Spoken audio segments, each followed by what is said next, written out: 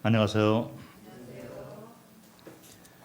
자, 오늘은 만찬 예식의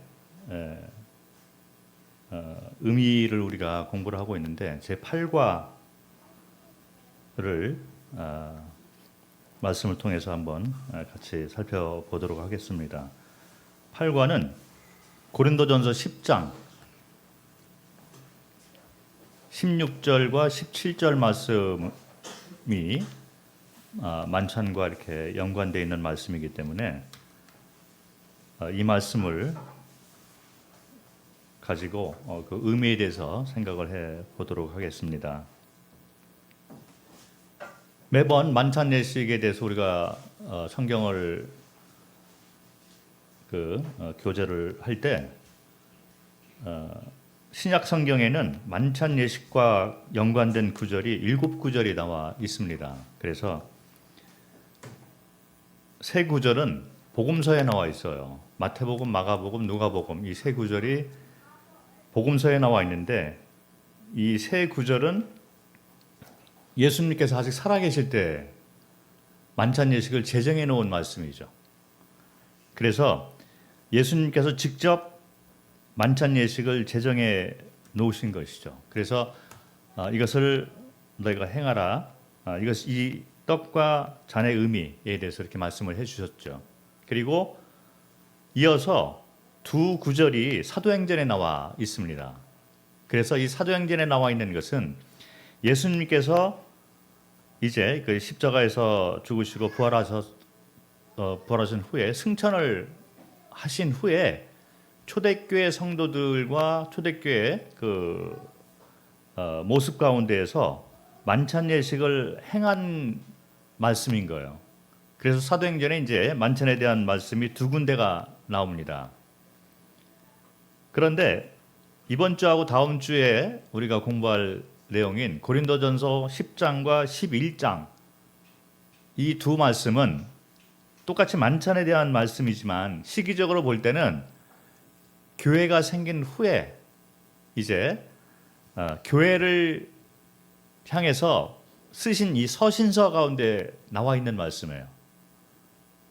그래서 이렇게 이 복음서에서 제정을 해 놓았지만 그리고 그 만찬 예식을 실행한 것이 사도행전에 나와 있지만 그런데 고린도전서 10장과 11장에는 교회에게 주는 서신 가운데에서 만찬 예식을 하면서 너희가 이 만찬 예식을 행할 때마다 이런 것들을 기억하고 함께 행하라 이런 그 의미가 담겨 있는 것입니다. 교회 시대 때 우리는 이 만찬 예식을 하고 있는 거예요. 많은 분들이 이런 것들에 대해서 성경에 나와 있는 얘기지만 깊이 이렇게 생각을 못하고 그냥 주의 죽으심, 부활하심 그래서 대속사역을 통해서 내가 이제 나 구원받았어, 선물 받았어, 감사합니다, 나 이제 천국 가 이것만 이렇게 생각을 해서 그게 예배다라고 이렇게 규정을 해서 우리가 행하는 경우가 많이 있지만 실제 성경 신약에 나와 있는 만찬과 연관되는 7구절은 시기적으로 이게 달라 있는 것을 볼 수 있어요. 그래서 이 7구절을 우리가 잘 연구를 하고 그 가운데에서 성경은 성경을 통해서 뜻을 해석하는 것이 안전하다는 것입니다. 그래서 교회가 생긴 후에 이제 교회에게 보내는 서신서 가운데 이 고린도전서 10장과 11장이 있는데 물론 우리가 이미 공부를 했지만 떡의 의미를 생각할 때 우리는 예수께서 죽으시고 부활하셨는데 죽으실 때 떡을 통해서 이것은 내 몸이다. 그리고 잔을 통해서 이것은 나의 피다. 이런 의미를 이제 부여를 하셨습니다. 죽음은 하나잖아요. 그런데 떡과 잔을 또 이렇게 설명을 하시면서 이것이 몸과 보혈이다. 이렇게 해서 나눠 놓은 그 의미가 또 있다는 거죠. 그래서 떡은 그 예수 그리스도의 몸을 상징을 하는데 이것은 뭐냐면 그리스도께서 창조주이시고 그리고 이분이 우리의 생명의 근원 되시고 왕이고 주인 되시고 그리고 우리를 위해서 십자가에 돌아가신 사랑과 은혜 그리고 부활을 통해서 내가 생명의 근원인 것을 밝혀놓으신 거죠. 이것이 떡의 의미라면 잔의 의미는 심판장 되시는 하나님, 예수 그리스도 가운데 그런 모습이 이제 보이는 것. 이것은 보혈을 통해서 죄 사함이잖아요. 예, 이 보혈을 통해서 내가 죄를 사해 준다. 내가 심판장이라는 선포와 동시에 공유로움을 이제 나타나시고 믿는 모든 자를 의롭다 하시는 공의의 하나님. 그래서 구주 쪽에 이제 그런 모습을 나타내는 것이죠. 그래서 부활을 통해서 임금과 구주를 나타내셔서 모든 사람들이 믿을 만한 증거로 보여주신 것이 부활인데, 이 임금이라는 것은 이제 떡의 의미이고 구주라는 것은 공의, 심판장 이쪽에서 잔의 의미가 되는 것입니다. 그래서 보혈을 생각할 때 이것은 예수 그리스도로 말미암아 세우신 언약의 피다. 이렇게 해서 언약 이쪽이 이제 잔의 의미가 됩니다. 자, 그런데 우리가 오늘 공부할 고린도전서 10장은 11장과 더불어 교회에 대한 말씀을 해주고 있는 거예요. 그럼 이런 말씀을 이렇게 흔하게 듣지 않을 거라 생각을 하지만 우리가 이 행하고 있는 이 만찬 예식이야말로 그리스도와의 연합을 얘기를 하고 동시에 교회 원리를 얘기를 하고 있어요. 그리고 교회의 사명도 얘기를 하고 있는 것입니다. 그러니까 오늘 우리가 공부할 고린도전서 10장 16절과 17절 가운데 나와 있는 이 말씀은 교회를 얘기를 해주고 교회 원리를 확실하게 만찬 예식을 통해서 우리가 받아야 된다. 이렇게 말씀을 해주고 있고 다음에 공부할 고린도서 11장 23절부터 26절에 나와 있는 말씀은 너희가 이 떡을 먹고 잔을 마실 때마다 주의 죽으심 오실 때까지 전하는 것이라 해서 교회로서 모이는데 교회가 무엇을 행해야 될 것인가 사명에 대해서 말씀을 해주고 있는 거예요.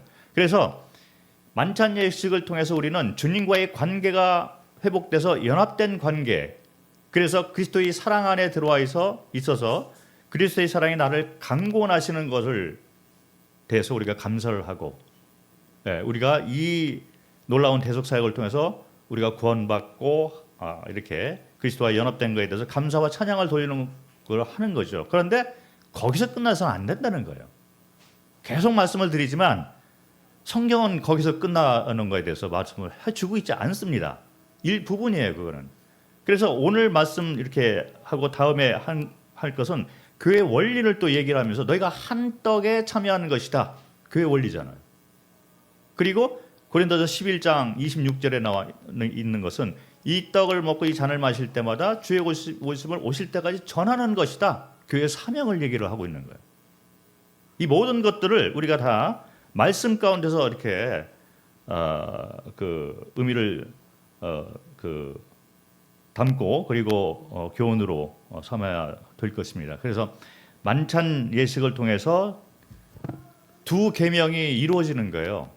하나님과의 관계가 하나님을 사랑하는 관계가 되고 그리고 거기서 끝나는 것이 아니라 두 번째 계명인 내 이웃을 사랑하는 관계까지 우리가 기억하고 그렇게 살아라는 의미가 담겨져 있는 것이 만찬 예식이라는 것입니다. 근데 우리는 많은 경우에 첫 번째 계명만 생각을 하는 경우가 있어요. 근데 제가 아무리 성경을 들여다봐도 만찬 예식은 너무 귀한 거예요. 근데 우리가 한쪽으로 좀 제한된 의미를 부여하고 있으면 우리 삶이 그렇게 제한되어서 나올 수밖에 없다는 것입니다. 그런데 만찬 예식의 의미를 성경적으로 잘 풀어서 설명을 하면 놀라운 원리가 여기 있어요.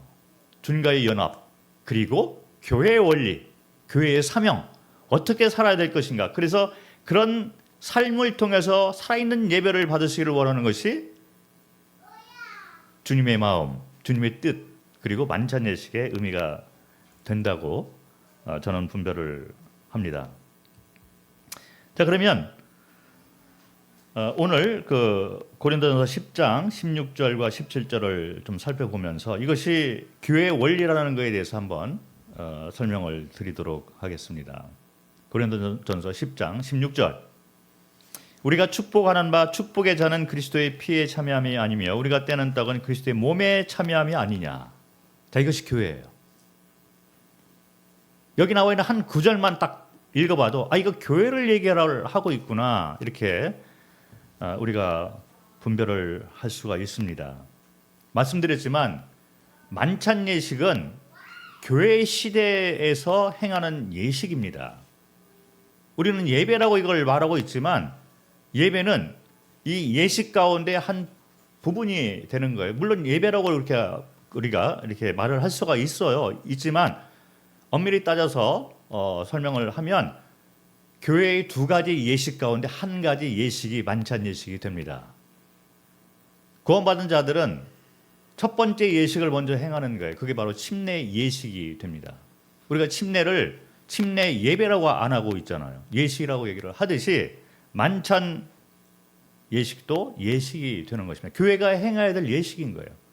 그런데 이 만찬 예식을 통해서 우리는 예배의 성격을 담고 예배라고 이렇게 해서 주님과의 관계를 생각할 때 감사와 찬양과 이 올려드리는 것이 이제 예배의 형태이기 때문에 그동안 우리가 예배라는 말을 많이 쓴 거죠. 그러나 정확히 이렇게 성경을 통해서 우리가 분별하면서 용어 사용에 대해서도 알고 좀 사용을 할 필요가 있다고 생각을 합니다.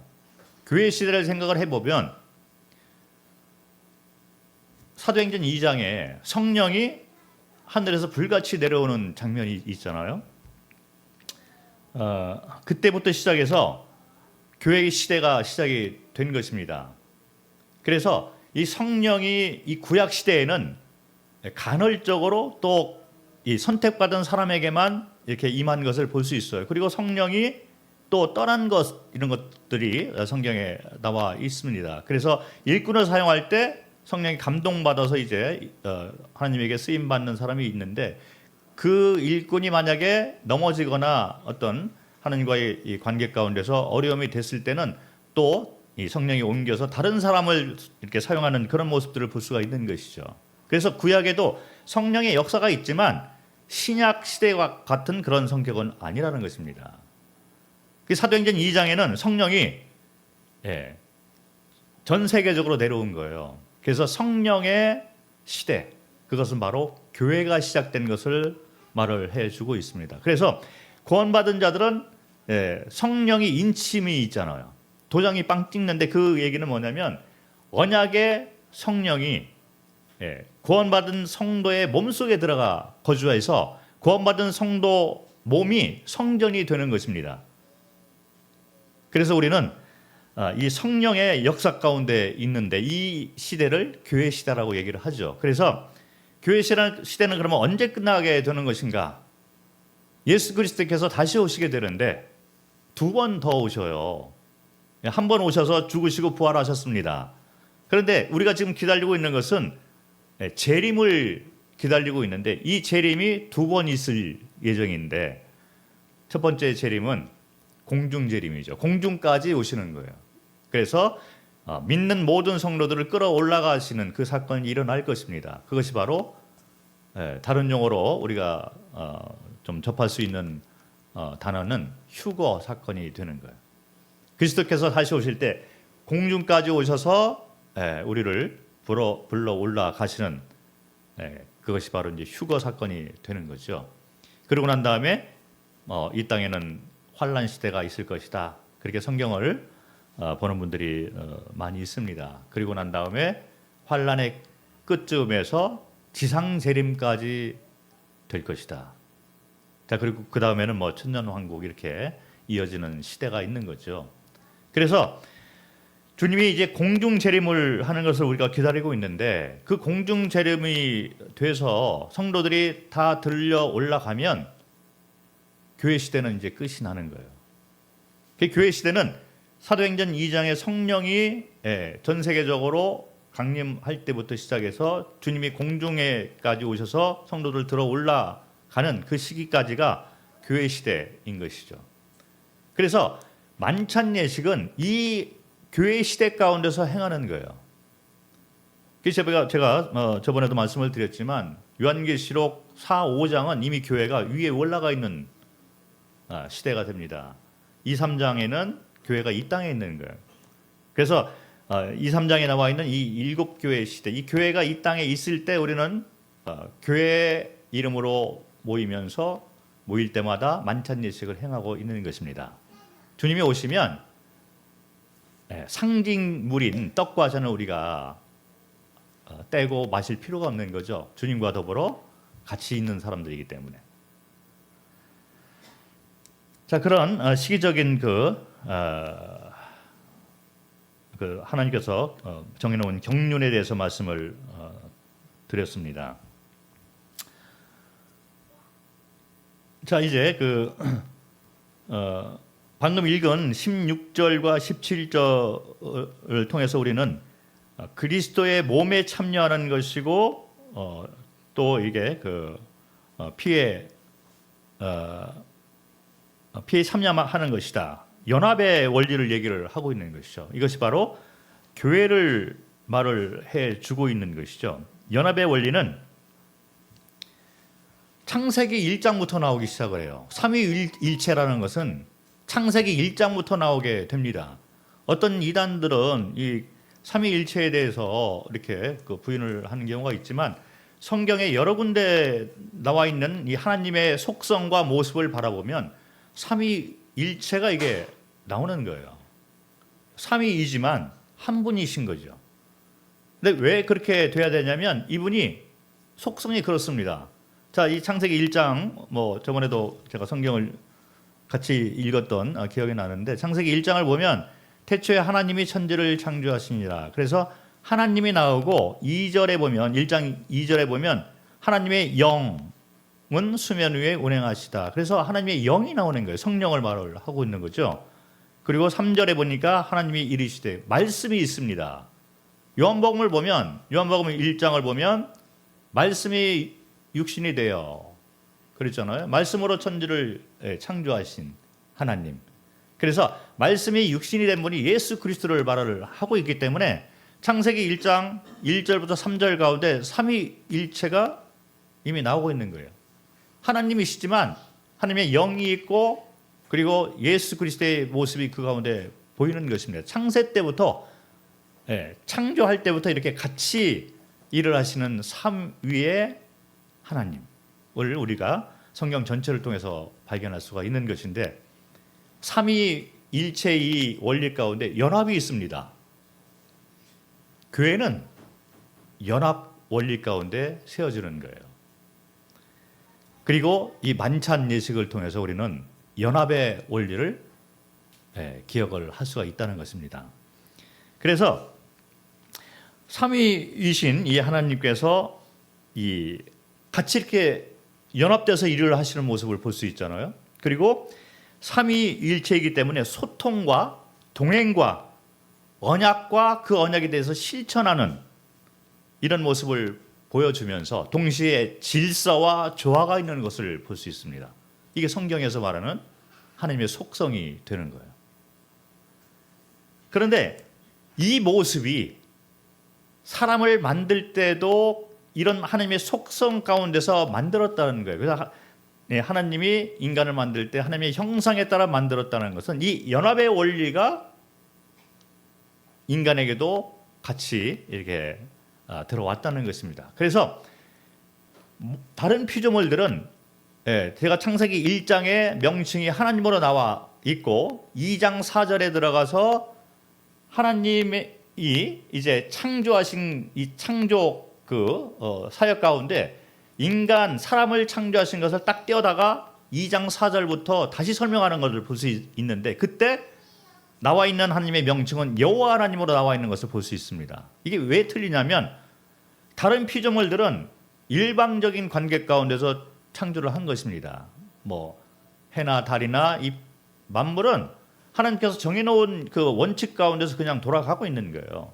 일방적으로 그렇게 살고 그렇게 되어지고 이렇게 해서 일방적인 관계이지만 하나님의 형상을 따라 지음을 받은 사람만 일방적인 관계가 아니라 쌍방간의 관계가 되는 것입니다. 연합의 관계 가운데서 우리를 지었다는 거예요. 이것이 바로 하나님이 인간을 만들 때 하나님의 형상에 따라 만들었다는 의미가 되는 것입니다. 인간은 소통 가운데 있는 거예요. 하나님과 소통하는 관계 가운데 우리가 있습니다. 그리고 우리에게 자유의지를 줬다는 거죠. 그것은 바로 쌍방간의 관계를 얘기를 하고 있는 거예요. 제가 이번에도 CVF 캠프 가서 구조자들을 만났는데 젊은 사람들은 이런 것들이 잘 설명이 안 되면 복음을 안 들으려고 해요. 의문되는 것들에 대해서 왜 선악과를 만들었느냐? 안 만들었으면 타락을 안 했고, 다 알고 계심에도 왜 선악과를 만들었지? 안 풀리는 거예요. 태어날 때부터 복음을 들었고 자라났는데 지식적으로는 다 답변을 합니다. 그런데 안 풀리는 것들이 너무 많은 거예요. 그러니 마음을 닫고 있는 사람들이 의외로 많이 있습니다. 성경을 잘 풀어서 보면 답변이 다 돼요. 제가 복음을 전할 때 쭉 설명하니까 다 이해가 되는 거예요. 그 질문이 있냐 물어볼 때 질문이 없습니다. 거기까지 가야 되죠. 그래서 하나님의 형상에 따라 만들었다는 것은 소통 관계 가운데 만들어졌다는, 사람만 그렇습니다. 자유의지를 가지고 창조된 피조물이 또 있어요. 그게 바로 천사 그룹인데 이 천사 그룹은 목적 자체가 다른 것입니다. 하나님을 섬기도록 만들어진 거예요. 근데 사람은 하나님과 더불어 연합하고 동행하고 같이 즐기고 복을 나누는 존재로 특별하게 만들어진 거예요.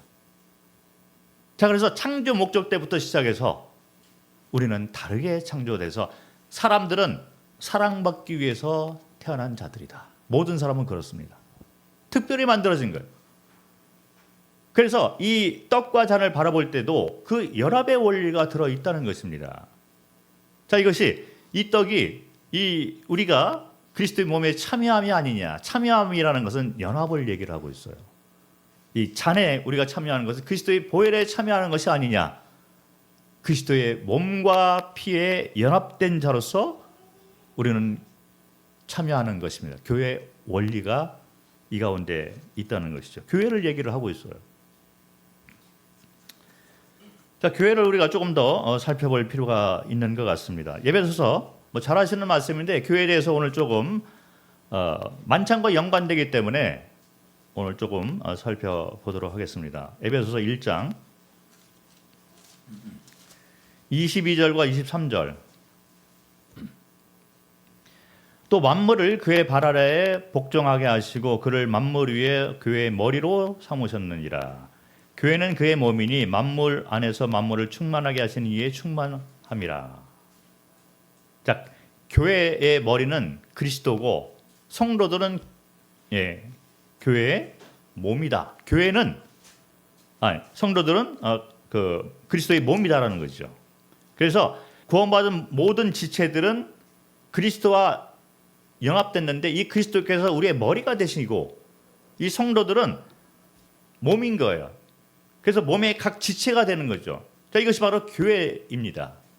그래서 한 떡과 한 잔에 참여한다는 것은 그리스도의 그 몸과 피에 참여하는 것이기 때문에 그리스도를 머리로 삼은 모든 성도들이 몸의 한 지체로서 머리와 연결되어 있다는 얘기를 하고 있는 거예요. 교회를 명확하게 말을 해주고 있습니다. 교회는 두 가지 형태의 교회가 있어요. 아시는 분들은 아시겠지만 교회는 우주 교회가 있습니다. 방금 읽어드린 이 에베소서 1장 22절과 23절은 우주 교회의 형태를 말을 하고 있어요. 그래서 과거에 우리는 지금 이 시대에 살고 있습니다. 그런데 과거 구원받은 자들이 있었겠죠. 성도들은 100년 전 성도도 있고 200년 전 성도도 있고 성도들이 있어요. 그리고 우리는 대한민국에서 그리스도를 구주로 이렇게 모시고 있지만 장소적으로 볼 때 다른 지역에 또 사시는 분들이 있잖아요. 그런데 시간과 장소에 제한이 없이 모든 구원받은 성도들은 그리스도 이 머리 대신 그리스도와 연합 관계가 되기 때문에 그런 모든 사람들이 우주교회에 속하게 되는 것입니다. 구원받은 모든 사람들은 자동적으로 우주교회에 들어가게 되는 거예요. 이 우주교회는 하나님의 나라가 되는 것입니다. 하나님의 나라가 이 땅에서 점점 번쩍을 해야만 되는 것이죠. 그래서 구원받은 모든 자들이 이제 머리 대신 그리스도와 연합이 되면서 우주교회에 속하게 되는데, 성경에는 또 지역교회를 또 얘기하는 게 있어요.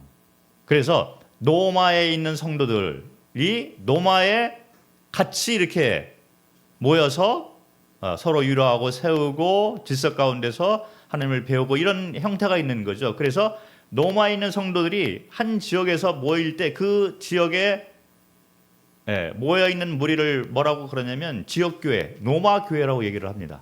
그래서 사도 바울이 노마교회에 서신을 보내는 이런 거죠. 그래서 고린도 교회에 그 말은 고린도 지역에 구원받은 성도들이 같이 모여 있을 때 그 무리를 지역교회, 고린도 교회라고 이렇게 얘기를 하는 거죠. 그래서 고린도 전서, 고린도 후서 이거는 사도 바울이 그 지역교회에게 보내는 서신이 되는 거예요. 그래서 교회의 형태는 성경에서 이 두 가지 형태를 얘기를 하고 있습니다. 우주교회가 있고 지역교회가 있다는 거죠. 그래서 고린도 전서 10장 32절을 잠깐 보겠습니다. 고린도전서 10장 32절을 보면 교회 시대가 시작이 되면서 이 세상에는 세 부류의 사람들이 있는 것입니다. 32절, 유대인에게나 헬라인에게나 하나님의 교회나 거치는 자가 되지 말고, 이 세상 모든 사람들은 이 가운데 하나에 속하게 되는 거예요. 그래서 이 세상 사람들은 유대인들, 하나님의 백성이라고 선택받은 구약 때부터 이제 그 모습이 나오고 하나님의 말씀을 이제 담당하는 그런 특별한 족속들이죠. 그래서 유대인이 있고 헬라인, 이것은 이방 사람들을 얘기를 합니다. 우리 같은 사람들이 이제 이방인이 되는데, 이 이방인이나 유대인 가운데 하나님을 믿는 사람이 있어요. 그리스도 예수를 구주로 임금으로 모시는 자들, 그래서 이 머리 대신 그리스도와 연합된 자들이 있는데 그것이 바로 하나님의 교회가 되는 것입니다. 이 세상에는 유대인이나 아니면 이방인이나 아니면 하나님을 믿는 하나님의 교회, 이 세 부류가 있게 되는 것이죠. 이것이 바로 교회 시대 때 일어나는 그런 사람들의 형태가 됩니다. 그래서 이제 성경은 교회에 대해서 이렇게 말을 하고 있는데, 이 교회가 아까 말씀드린 대로 하나님의 속성이 담겨 있어요. 이 교회를 통해서 하나님께서는 하나님의 계획을 이루어 가시고 하나님의 뜻이 이루어지고 하나님의 이름이 그 가운데서 드러나게 되는 거예요. 우리는 기본적으로 교회에 대해서 알아야 될 필요가 있고, 교회를 통해서 배우고 도움을 받고 서로 세우고 격려하고 사랑을 나누고 그리스도의 사랑 가운데서 교회 안에서 우리가 거하게 되고, 이 교회를 통해서 해야 될 사명이 또 있습니다. 그런 것들을 잘 배워서 우리가 행해야 될 필요가 있는 것이죠. 교회에 대해서 한번 잠깐 조금 구체적으로 들어가 보도록 하겠습니다. 고린도전서 12장을 보겠습니다. 고린도전서 12장 4절부터 6절 말씀 가운데 교회 안에서 역사하시는 삼위의 하나님을 우리가 발견할 수 있어요. 창세기 때부터 나타나는 삼위의 일체의 하나님이 교회 가운데 역사하시는데 어떻게 역사하시는 것을 한번 보도록 하겠습니다. 고린도전서 12장 4절부터 6절까지, 은사는 여러 가지나 성령은 같고 직분은 여러 가지나 주는 같으며 또 사역은 여러 가지나 모든 사람 가운데서 이루시는 하나님은 같으니. 자, 여기 보면 성령이 나오고 주가 나오고 그리고 하나님이 나옵니다. 그런데 역할이 다 다르게 돼 있어요. 그래서 교회가 이제 지역교회를 이렇게 모일 때 각 성도들은 은사를 가지고 섬기게 되어 있습니다. 구원받은 모든 성도들은 적어도 한 개 이상의 은사를 가지고 있다는 거예요. 자, 그런데 이게 누가 줬느냐? 성령이 줬다는 것입니다. 성령의 역할이죠. 그리고 교회로서 이제 우리가 다 이렇게 지역교회에서 모여서 하나님을 배우고 섬길 때 직분을 또 주셨어요. 근데 이 직분은 뭐냐면 책임과 역할의 의미가 있는 것입니다. 그래서 교회 안에는 질서와 조화가 되어지기 때문에 이 교회에서 성경에서 말하는 이 교회에서 가지고 있는 직분이 있어요. 그것은 바로 장로와 집사. 그리고 성경에 나와 있지 않을지라도 예를 들어서 뭐 주일학교를 섬기는 교사라든지 재정을 맡은 그런 직책을 가지고 있는 이런 모든 것들이 직분이 됩니다. 그런데 직분은 여기 고린도전서 12장 5절과 연관이 되잖아요. 직분은 여러 가지나 주는 같으며 주를 섬기는 거예요. 직분을 가지고 주님을 섬기는 역할을 한다는 거죠. 그래서 모든 성도들은 은사를 가지고 은사대로 일을 하는 거예요. 성령의 감동을 받아서 이제 은사를 활용하게 되는데 그 가운데 책임과 역할이 다 다르잖아요. 그래서 직분을 가지고 주님을 섬기는 역할을 하게 됩니다. 그래서 어떤 분은 장로로 이 장로의 자격도 이제 디모데전서 3장 1절 이런 데 쭉 나오고 있습니다. 그래서 장로의 자격이 되는 사람, 장로는 어떤 일을 하고 이렇게 나오고 있잖아요. 그래서 그 성경을 보면 장로라는 말이 있는데 또 감독이라는 말이 또 사용이 되어져요. 같은 얘기죠. 그리고 목사라는 말도 있습니다. 사실은 같은 얘기가 되는 거예요. 어떤 분이 여기는 왜 목사가 없느냐? 목사가 있죠. 왜 여기는 감독이 없느냐? 감독도 있습니다. 같은 직분을 가지고 있는 거예요. 똑같은 직분인데 말이 이제 다르게 나와 있는 거죠. 그래서 장로가 해야 되는 역할이 있어요. 그리고 집사의 자격과 역할, 해야 될 일들이 다 성경에 기록이 되어 있습니다. 그 외에 나와 있지 않는 직분들이 있지만 교사의 직분을 가지고 가르치는 일을 하는 분들, 주일학교나 또 이 학생회나 또 주일학교 학생회 이런 것들은 성경에 없는 얘기잖아요. 근데 그거를 담당하는 책임 맡은 분들이 있는 거예요. 자, 그래서 지역교회가 그런 것들은 융통성을 가지고 우리가 직분을 줘서 그 직분을 가지고 주님을 섬기도록 이렇게 세울 필요가 있는 것이죠. 그래서 교회는 직분이 있는 것입니다. 어떤 분이 오해를 하셔가지고 오해를 하시는지 잘 모르시고 그러겠죠. 우리는 다 똑같다. 다 똑같죠. 주 안에서 같습니다. 한 몸의 지체이기 때문에. 자, 그런데 그럼에도 불구하고 우리는 질서와 조화 가운데 이루어져 있기 때문에 직분이 다 있는 거예요. 그리고 6절에 보니까 고린도전서 12장 6절에 보니까 또 사역은 여러 가지나 모든 것을 모든 사람 가운데 이루시는 하나님은 같으니 교회는 해야 되는 사역이 있다는 것입니다. 일이 있어야 되는 거예요. 현대 교회의 문제 가운데 하나가 교회가 일을 안 한다는 거잖아요. 여기가 좋사오니 우리끼리 아무 일도 안 해요. 이것은 문제가 있는 것입니다. 교회는 해야 될 사명이 있고 일이 있는 거예요. 다음에 얘기할 이제 밖에 나가서 선포하는 삶, 복음을 전하는 삶, 이것이 바로 교회가 해야 될 일인 거죠. 그리고 그것뿐만 아니라 성도를 돌보고 서로 돕고 세우고 가르치고 이런 모든 사역들을 해야만 되는 거예요.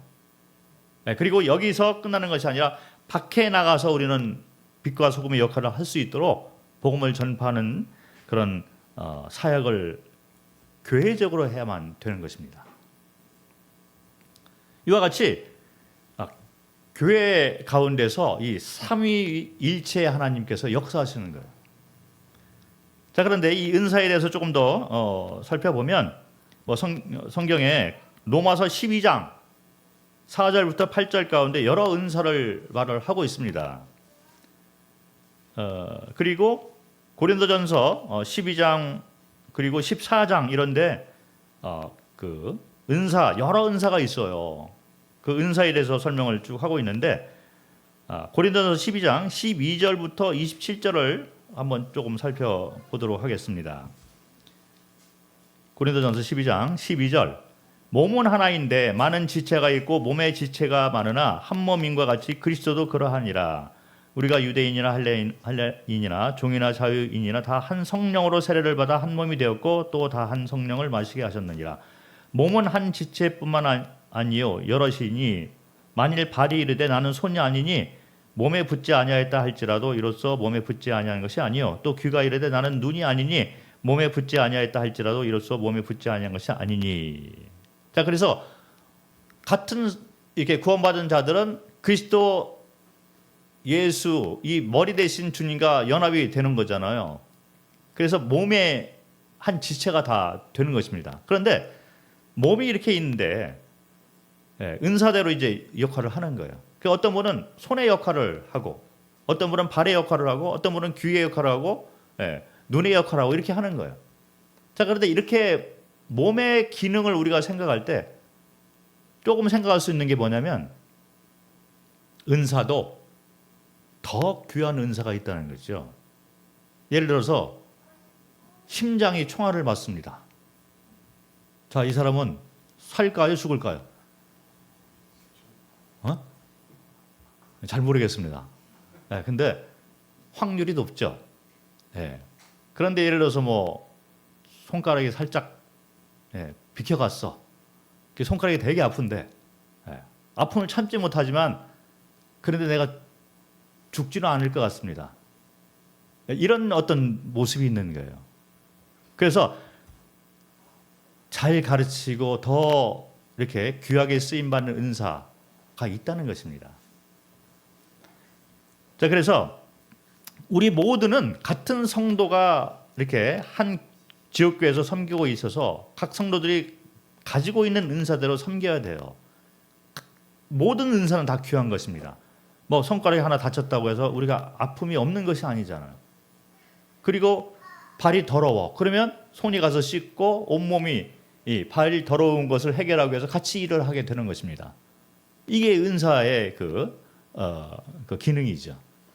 그래서 모든 성도들은 다 존경을 받아야 마땅하고 서로 연합하고 서로 인정하고 세워주고 이럴 필요가 있는 것입니다. 그럼에도 불구하고 은사 가운데에서도 질서와 조화가 있는 것이다. 이런 것이 성경에서 말을 하고 있는 것입니다. 그리고 아까 말씀드린 그 직분 이런 것이 있는 거죠. 그래서 책임과 역할을 우리가 분담을 해서 서로 나눠서 이렇게 질서 가운데 조화 가운데 일을 해야 되고 그런 일들을 통해서 우리는 주님께서 우리에게 맡겨놓으신 사역 일들을 해 나가야 되는데 아까 말씀드린 대로 성도를 돕고 가르치고 세우고 전도하고 선교하고 이런 일들을 하는 거죠. 주님 나라 확장을 위해서 우리가 같이 이런 일들을 하는 것입니다. 그런데 이 일을 이루시는 분은 하나님이시다. 성경은 그렇게 명확하게 말을 해주고 있는데, 자, 이렇게 교회의 은사, 직분 그리고 일, 사명 이런 것이 있어서 이런 것들을 이뤄 나가는데 가장 중요한 것이 무엇일까? 연합의 원리겠죠. 근데 연합의 원리의 원동력이 뭐냐면 사랑이 됩니다. 자, 그래서 고린도전서를 보거나 또 이 은사가 나와 있는 이 성경 구절을 잘 살펴보면 앞뒤가 있는데 그 중간에 어떤 말씀이 나오냐면 사랑에 관한 말들이 항상 나오는 걸 볼 수 있어요. 예를 들어서 고린도전서 12장 은사에 대해 쭉 나오고 고린도전서 14장 은사에 대해서 나오고 질서에 대해서 쭉 설명을 하는데 그 중간에 고린도전서 13장에 뭐가 나옵니까? 사랑이 나와요. 이 사랑장은 거기에 있어야 돼요. 왜 그러냐면 핵심이 사랑이기 때문에. 자, 그래서 고린도전서 12장 여기 31절부터 한번 보도록 하겠습니다. 고린도전서 12장 31절. 너희는 더욱 큰 은사를 사모하라. 내가 또한 가장 좋은 길을 너에게 보이리라. 13장 1절. 내가 사람의 방언과 천사의 말을 할지라도 사랑이 없으면 소리나는 구리와 울리는 꽹과리가 되고 내가 예언하는 능력이 있어 모든 비밀과 모든 지식을 알고 또 산을 옮길 만한 모든 믿음이 있을지라도 사랑이 없으면 내가 아무것도 아니요. 내가 내게 있는 모든 것으로 구제하고 또 내 몸을 불사르게 내줄지라도 사랑이 없으면 내게 아무 유익이 없느니라. 자, 13절. 그런즉 믿음, 소망, 사랑 이 세 가지는 항상 있을 것인데 그 중에 제일은 사랑이라. 자, 왜 이런 말씀을 했냐면 몸의 원리가 사랑 가운데에게 되어지는 거예요. 그래서 우리는 그리스도 머리 대신 그리스도와 연합된 자가 되는데 이 붙어있는 이 연합의 원리는 사랑의 원리가 되는 것입니다. 그래서 사랑으로 우리를 구원하셨고 우리가 그리스도를 사랑함으로 말미암아 새로운 피조물의 삶을 살게 되는 거예요. 그래서 고린도전서 고린도후서 5장을 보면 고린도후서 5장 14절을 보면 그리스도의 사랑이 우리를 강권하시는도다 이 말이 나오는 거예요. 자, 이와 같이 은사라든지 직분이라든지 또 교회의 사명 일을 할 때 가장 핵심이 뭐냐면 그리스도의 사랑이 우리를 강권하심으로 이와 같은 일을 한다는 거죠. 은혜인 것입니다. 율법이 아니라 크리스찬들은 그리스도의 사랑이 우리를 강권하심으로 이런 일을 한다는 거예요. 그리고 할 수 있다는 것입니다. 그 만찬을 우리가 이렇게 행하는 만찬 예식을 행하는 이유가 바로 그런 데 있는 거예요. 예수님이 세워놓으신 그 두 가지 그 계명이 있습니다.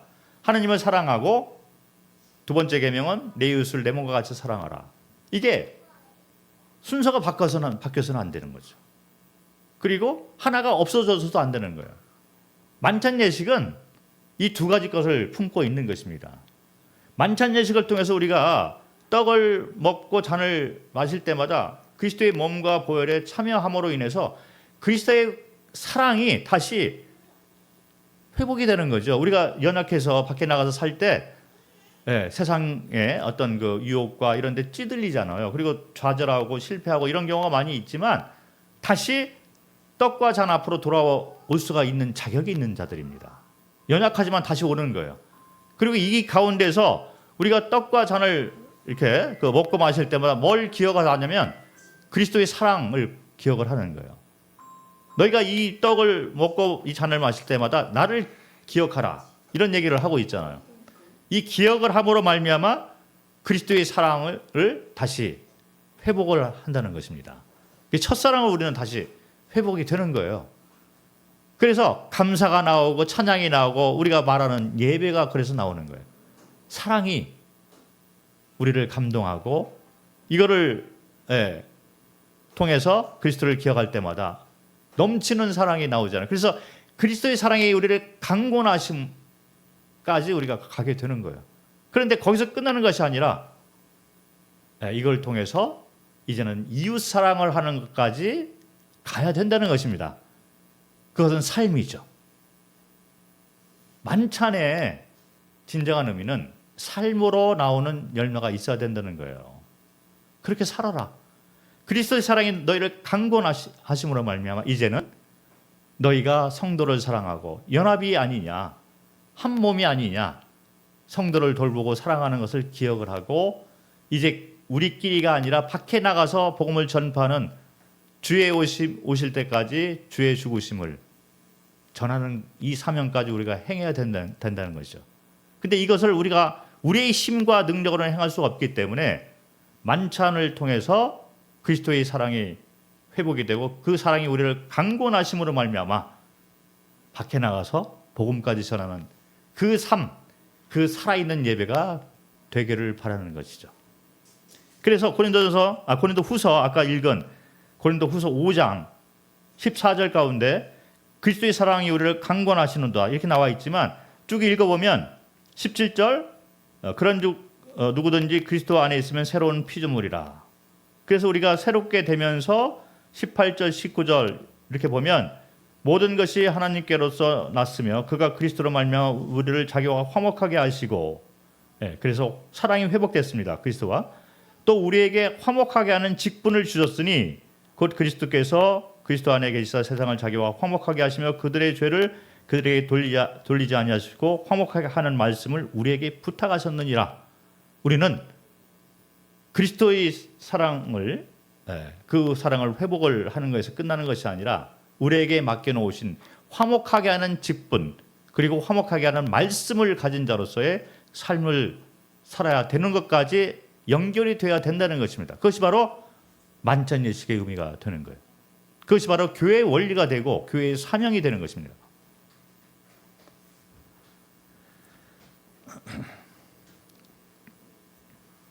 그래서 이 교회의 원리 가운데는 사랑이 중심이 되는 거예요. 그 만찬 예식의 중심도 사랑이 중심이 되는 거죠. 그래서 그리스도의 사랑을 기억하고 그 사랑을 가지고 성도를 사랑하고 이웃을 사랑하는 영혼 구원까지 가야만 되는 것입니다. 요한복음 13장을 읽겠습니다. 요한복음 13장 1절. 유월절 전에 예수께서 자기가 세상을 떠나 아버지께로 돌아가실 때가 이른 줄을 아시고 세상에 있는 자기 사람들을 사랑하시되 끝까지 사랑하시니라. 우리가 그리스도를 기억할 때 그리스도의 모든 것을 기억을 하는 거잖아요. 그런데 문제가 되는 것은 우리가 받은 것만 기억을 하고 있다는 거예요. 문제가 있을 수 있습니다.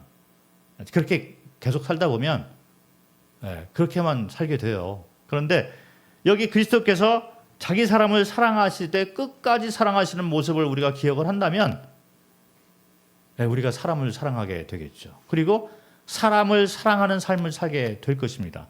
만찬을 올바로 이렇게 그 올바른 그 의미 가운데서 이 예식을 행하거나 또는 떡과 잔을 먹고 마실 때마다 그리스도를 제대로 기억을 할 때마다 그 사람은 성도를 사랑하게 되고 영혼을 위해서 화목하게 하는 직분의 삶을 살 수밖에 없다는 것입니다. 제대로 된 만찬 예식을 우리가 할 필요가 있는 것이죠.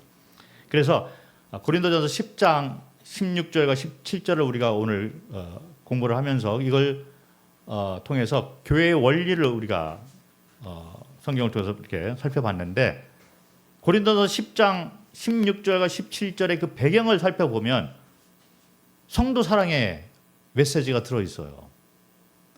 우상에게 드린 그 제물을 얘기를 하고 있습니다. 그런데 성경에 설명하기를 이 우상, 이 제물, 음식은 사실은 의미가 크게 없다. 먹어도 된다는 거죠. 그런데 이 우상에게 드렸던 이 양식, 이 제물을 내가 먹을 때 그것을 바라보고 있는 성도 가운데 연약한 성도가 있다는 거예요. 그래서 그 성도가 시험을 받습니다. 그 양심이 흔들리는 거예요. 우상에게 드린 제물에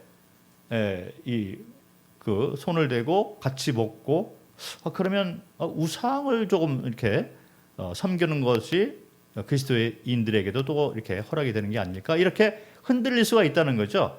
자, 그래서 그런 경우가 있다면 성도 사랑의 마음으로 이거를 먹어서는 안 된다. 이런 얘기를 하고 있는 거죠.